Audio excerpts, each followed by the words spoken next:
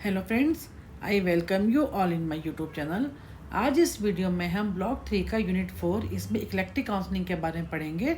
Eclectic counselling के बारे में हमने ब्लॉक 2 के यूनिट 4 में, जिसमें हमने सॉल्यूशन फोकस काउंसलिंग की बात की थी, इंटीग्रेटिव काउंसलिंग की बात की थी, थोड़ा उस समय भी पढ़ा था। अब इसको हम यहाँ पे थोड़ा डिटेल में पढ़ेंगे। इसमें सबसे पहले करेंगे इंट्रोडक्शन क्या है, ऑब्जेक्टिव्स क्या है, उसकी हिस्ट्री क्या है, पाथवे सबसे इंपॉर्टेंट इसमें पाथवेज जो है ये बहुत important examination point of view से। एक इसमें मल्टी मॉडल थेरेपी, एक इसमें रिलेटिव थेरेपी, ये बहुत इंपॉर्टेंट है। बाकी सब इतना इंपॉर्टेंट इसमें नहीं है। इसको स्टार्ट करते हैं। इंट्रोडक्शन में क्या है कि सबसे पहले कि इलेक्ट्रिक काउंसलिंग क्या होती है, इलेक्ट्रिक अप्रोच क्या होती है, जिसमें which combines more than one approach in intervention, जिसमें थेरापिस्ट जो होता है क्लाइंट की कंडीशन को देखते हुए, उसकी नीड क्या है उसको देखते हुए एक से ज़्यादा अप्रोचेस को कंबाइन करता है। किसी अप्रोच की तो वो टेक्निक ले लेता है, या किसी का हम जो थ्योरीज होती है थ्योरेटिकल पार्ट को ले लेता है, किसी का टेक्निकल पार्ट लेता है। तो कहने का मतलब ये कहीं ना कहीं कुछ कॉमन फैक्टर्स होते हैं जहाँ उसको ठीक लगता है क्लाइंट की नीड को देखते हुए वो एक से ज़्यादा अप्रोचेस को आपस में कंबाइन कर देता है। इसके अलावा जो साइको एनालिसिस है और बिहेवियरल अप्रोच, ज़्यादातर इन्हीं दोनों को जो है कंबाइन किया जाता है when we talk about the eclectic approach. तो इसको यहाँ पे डिटेल में पढ़ते हैं। हिस्ट्री क्या है, हिस्ट्री बिहाइंड इंटीग्रेटिव और इक्लेक्टिक अप्रोच टू काउंसलिंग। सबसे पहले वो कहते हैं कि इसमें क्या है कि most therapist work with their clients to determine the most effective treatment plan even when it does not include their preferred orientation और जस्ट वन स्पेसिफिक। वो जब उनको लगता है कि किसी एक स्पेसिफिक टेक्निक से बात नहीं बन रही, जहाँ तक वो पहुँचना चाहते हैं, जो उनका ट्रीटमेंट है बहुत ज़्यादा इफेक्टिव नहीं हो रहा है, जिसके अंदर हम जो उनका ओरिएंटेशन होती है वो सिर्फ एक टेक्निक से पूरी नहीं होती, जो उनका जो करना चाहते हैं, जो एक डिज़ायर्ड आउटकम देखना चाहते हैं, ऐसे में वो क्या करते हैं कि वो सेवरल डिफरेंट टाइप की जो थेरेपी होती है उनको आपस में कंबाइन कर देते हैं, उनके एलिमेंट्स को, उनकी कहीं ना कहीं जो चीज़ उनमें कॉमन होती है। For example, a combination of behavioural therapeutic techniques and psychodynamic therapeutic techniques becoming what is referred to as an eclectic. जैसे मैंने आपको बताया कि बिहेवियर अप्रोचेस को और साइकोडायनामिक अप्रोचेस को, जब दोनों को हम ज़्यादातर इन्हीं को कंबाइन करते हैं, और इन दोनों को जब हम कंबाइन करते हैं तो उसको क्या होता है, वो इक्लेक्टिक अप्रोच में कन्वर्ट हो जाती है। तो eclectic therapy is a style of therapy that uses techniques drawn from several different schools of thought at one time. Most therapies digitally adhere to, ज़्यादातर कौन होते हैं जो थेरापीज होते हैं, ज़्यादातर वो एक ही अप्रोच की वो बात करते हैं। बट आजकल के दिनों में क्या होता है, इक्लेक्टिक थेरेपी जो होती है बहुत ज़्यादा कॉमन हो गई है, क्योंकि इट इज़ मोर फ्लेक्सिबल है। ये बहुत ज़्यादा फ्लेक्सिबल अप्रोच है, जिसमें क्या होता है, जो थेरापिस्ट को ये अलाउ करती है क्लाइंट की नीड्स के अकॉर्डिंगली वो एक से ज़्यादा अप्रोचेस को यूज़ कर सकता है, और ज़्यादातर इसके अंदर साइकोडायनामिक एंड बिहेवियर अप्रोच को ही कंबाइन किया जाता है। तो सम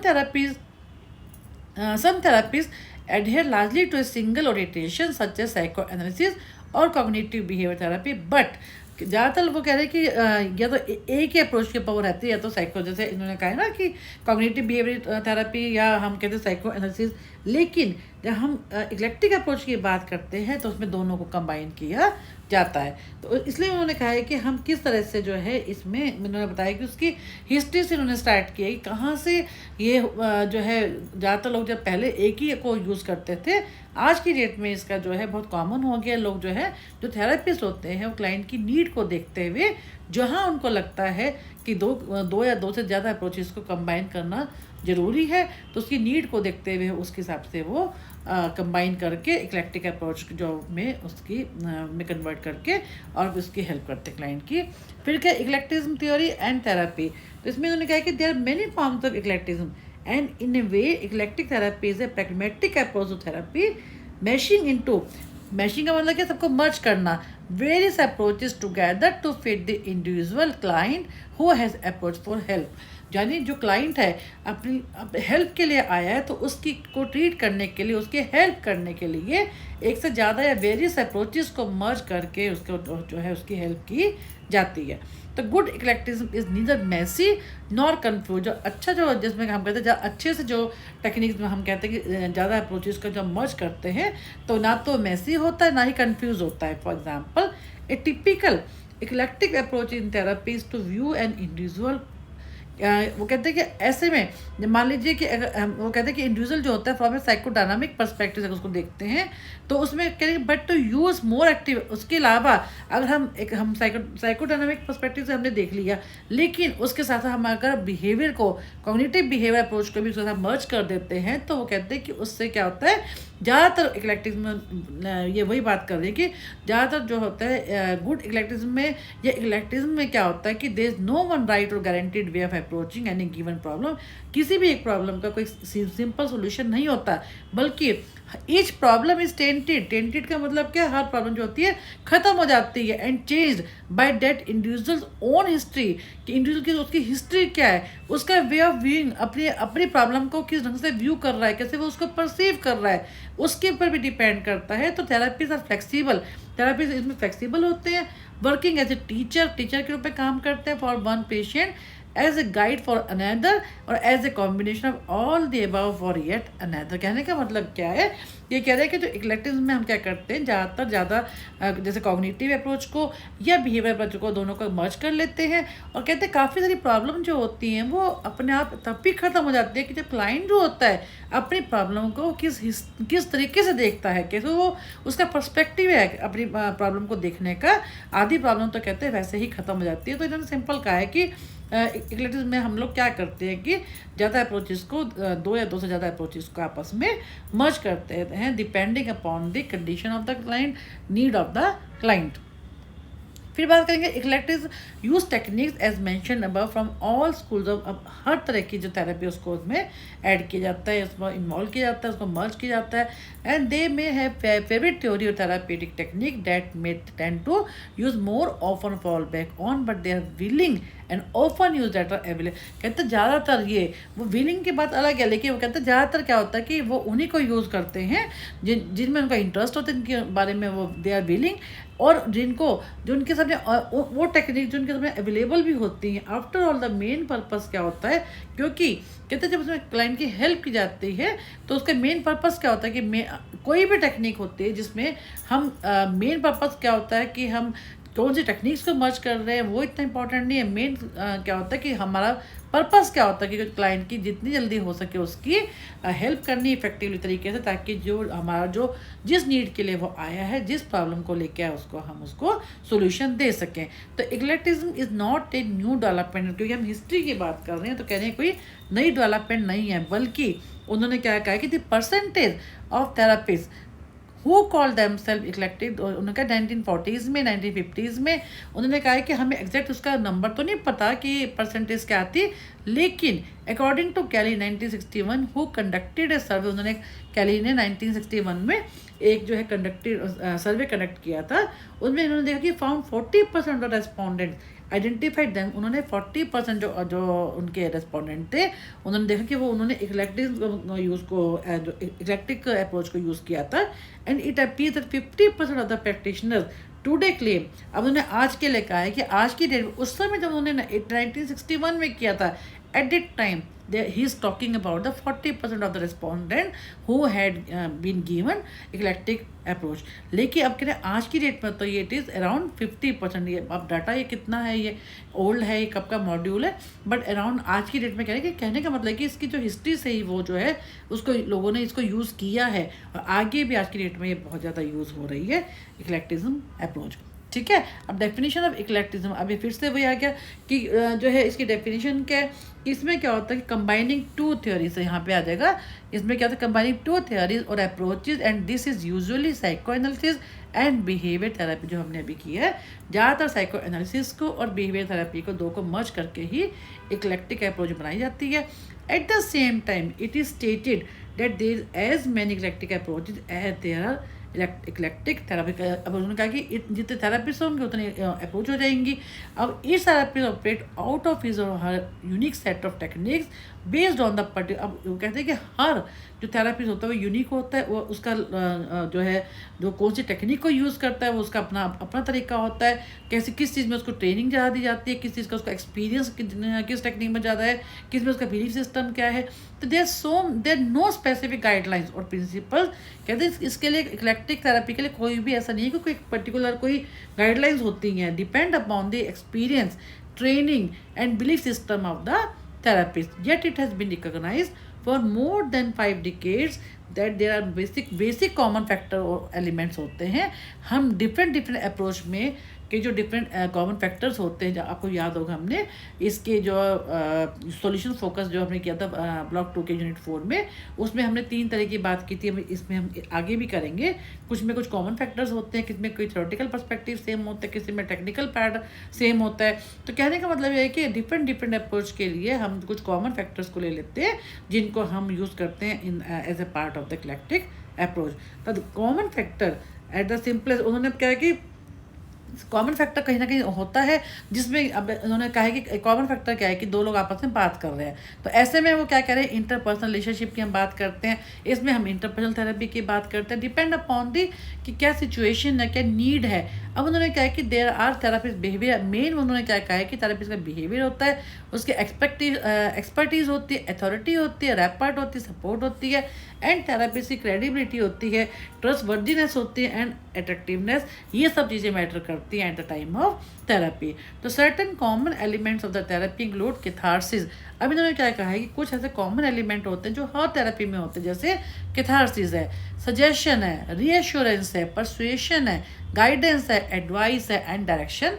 these are all the common element which are use in each and every therapy. अब उन्होंने इसके अलावा क्या कुछ ऐसे भी हैं जो कि बहुत ज़्यादा कॉमन नहीं है.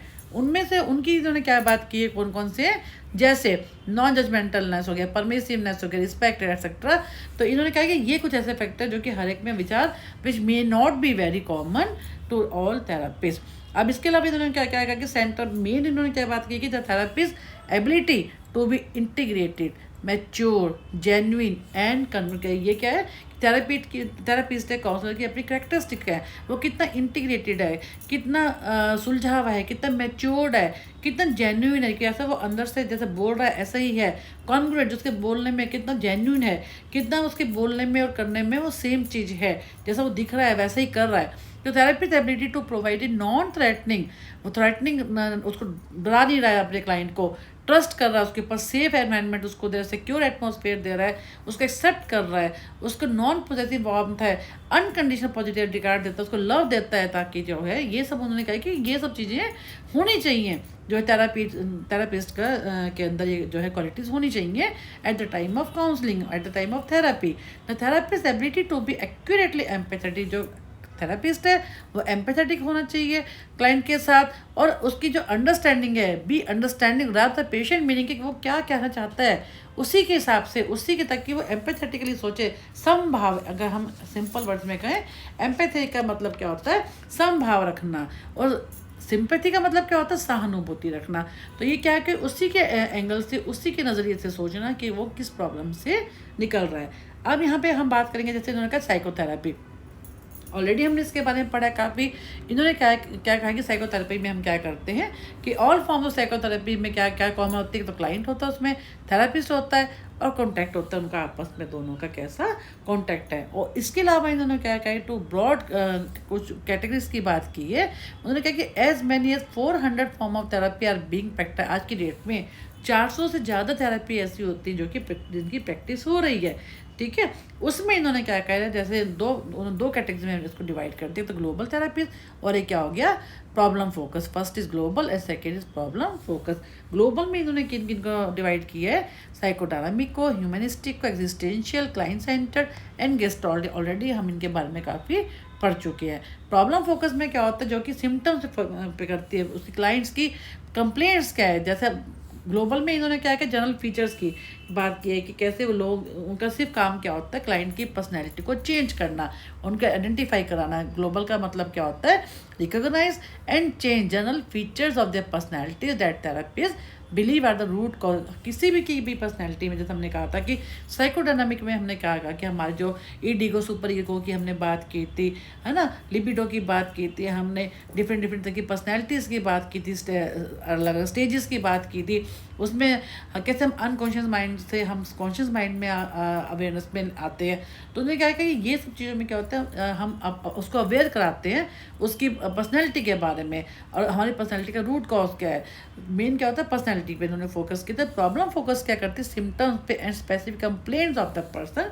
जो क्लाइंट है उसकी जो है कंप्लेंट्स क्या है, उसके सिम्टम्स क्या है, इसके अंदर इन्होंने क्या किया, बिहेवियर थेरेपी को, कॉग्निटिव को एंड बायोलॉजिकल थेरेपीज को इन्होंने डिवाइड किया। इसके अलावा in addition to the about 2 major groups of therapy we have the following format for therapy. कौन कौन से, individual therapy, group therapy, family therapy and couple therapy. Individual में क्या होता है कि therapy sees the client alone for some. Individual का मतलब ही क्या है, एक अकेला जो क्लाइंट है वो उसके पास क्लाइंट आता है, किसके पास, काउंसलर के पास।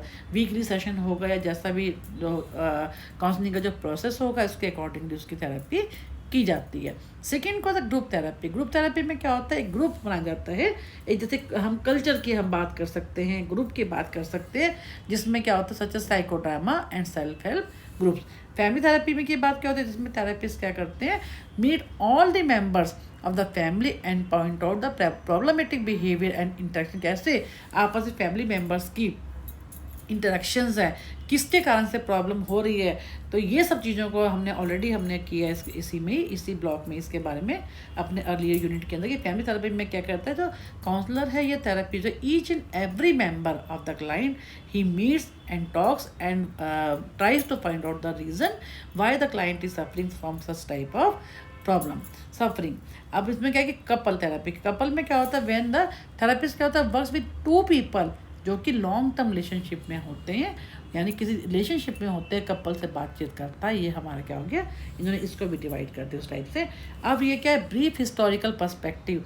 अब इन्होंने फिर से वहीं पे हिस्टोरिकल में क्या होता है, इतना इंपॉर्टेंट नहीं है एग्जामिनेशन पॉइंट ऑफ व्यू से, फिर भी थोड़ा सा इसको पढ़ लेते हैं कि इन्होंने क्या कहा है कि इट इज़ इन्होंने 2 तरह की इंटरवेंशंस की बात की है। एक है स्पिरिचुअल रिलीजियस हीलिंग होती है, एक नेचुरलिस्टिक और साइंटिफिक हीलिंग होती है। आज की डेट में जो है हम साइंटिफिक की बात करते हैं कि आज की डेट में बहुत ज़्यादा हो गई हैं, जबकि spiritual religious intervention are getting relatively more accepted than before. इन पहले क्या होता था, स्पिरिचुअली हम अब हील करते थे। आज की डेट में क्या है, आज एडवांसमेंट हो रही है, टेक्नोलॉजी एडवांस हो रही है, तो क्या होता है इनके ऊपर ज़्यादा फोकस करते हैं, किसके ऊपर, साइंटिफिक हीलिंग पे। तो rapidly developing movement of integrated approach में क्या होता है, इन्होंने अब उसकी हिस्ट्री के बारे में बात की, 1980s की बात की है। यहाँ से देखिए 1983 में international organisation was form for the exploration of integrated. हम हिस्ट्री की बात कर रहे हैं, उन्होंने कहा 83 में इसके बारे में कि कहाँ से ये आई है इंटीग्रेशन थेरेपी। तो the reason for this integration approach was that a single approach was not sufficient to understand the complexity of human behaviour.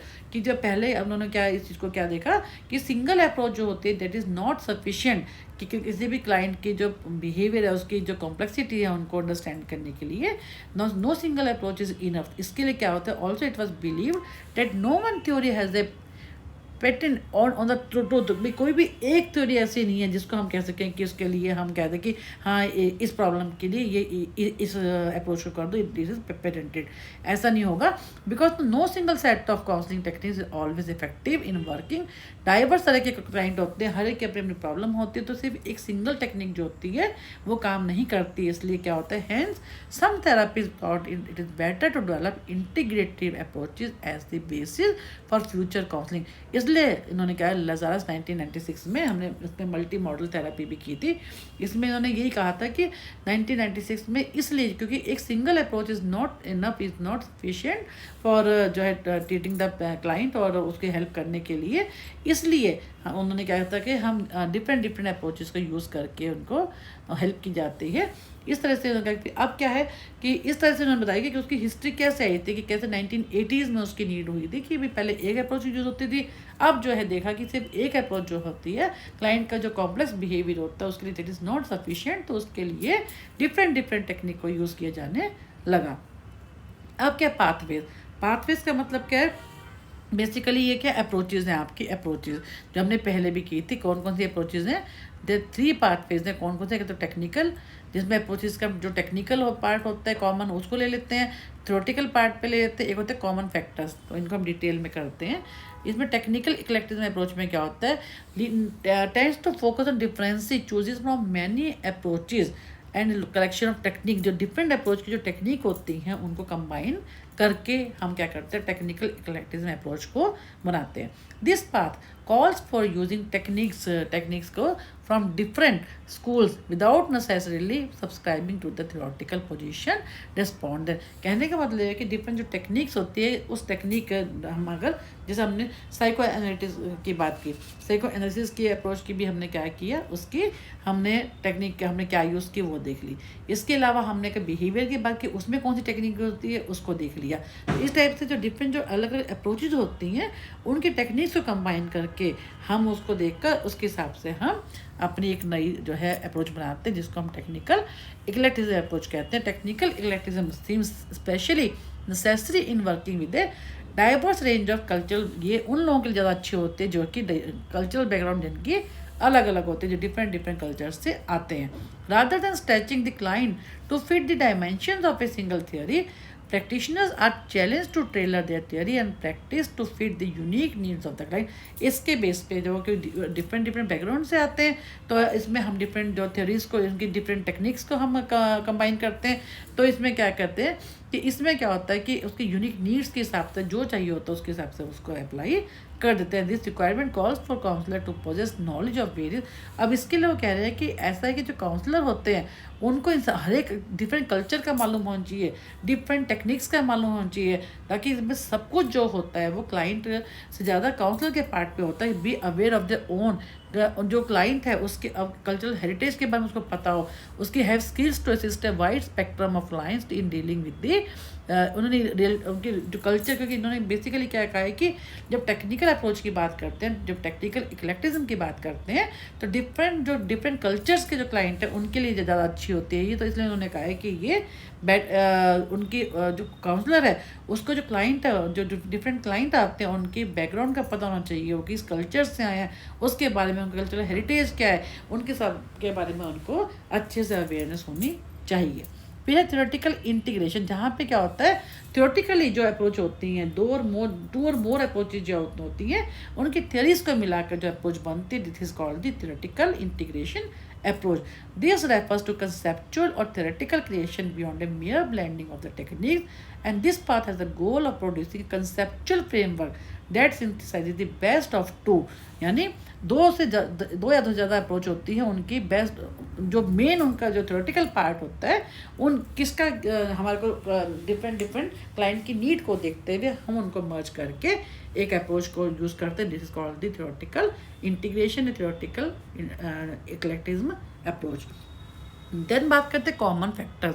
इसमें क्या होता है कि कॉमन वेरिएबल्स को लेकर, कॉमन फैक्टर्स को कंबाइन करके हम उसके बेस के ऊपर एक जो नई अप्रोच बनाते हैं, this is called the common factors approach. The common factors approach attempts to look across the different theoretical system in search of common elements कौन से होते हैं, कॉमन फैक्टर्स कौन से होते हैं। जैसे इन्होंने क्या कहा था, मल्टी मॉडल हमने थेरेपी की थी 1997 में, आर्नोल्ड लेजरस ने दी थी multi modal therapies borrow techniques from. इसमें क्या होता है जो मल्टी मॉडल थेरेपीज होते हैं ये भी मोर और लेस सेम ही होती है। मल्टी मॉडल है, इंटीग्रेटिव है, या आपका जो इक्लेक्टिक है, ये ऑलमोस्ट मोर लेस सेम ही होती है। Borrow techniques from many other therapy system that have been demonstrated to be effective in dealing with specific clients की जो डिफरेंट प्रॉब्लम्स हैं उनको डील करने के लिए इन्होंने क्या किया था, एक से ज़्यादा अप्रोचेस को आपस में मर्ज कर दिया था। तो Lazarus raises concerns about theoretical eclecticism because he believes that blending bits and pieces of different theories is likely to confuse। अब उन्होंने क्या कहा था लजारस ने कि अगर हम किसी अप्रोच का कुछ ले लेते हैं, है ना, तो उसमें क्या होगा कि उस समय हमारे को कंफ्यूज होगा।